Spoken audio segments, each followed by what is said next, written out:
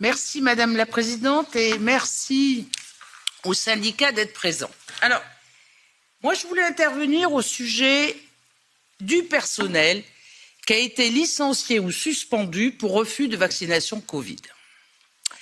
En France, il faut que vous sachiez que ça a touché 130 000 salariés, toutes professions confondues.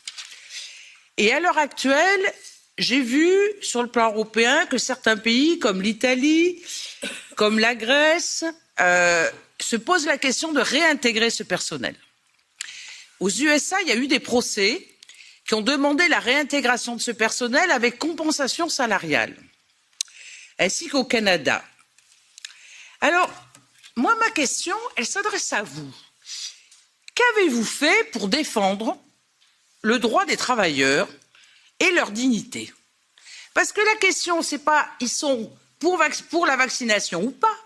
Vous, votre boulot, c'est de défendre le droit des travailleurs. Or, ces gens-là, ils n'avaient plus rien, ni salaire, ni indemnité, pas de RSA, pas d'assurance chômage, rien.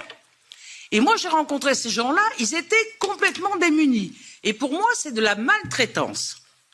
Alors, ma question, c'est que recommandez-vous par rapport à ce personnel suspendu?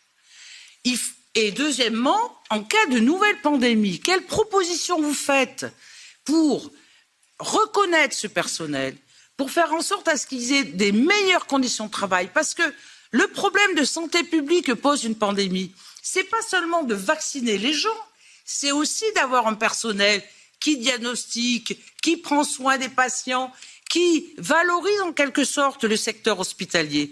Et je trouve que là, vous avez un rôle très important à jouer.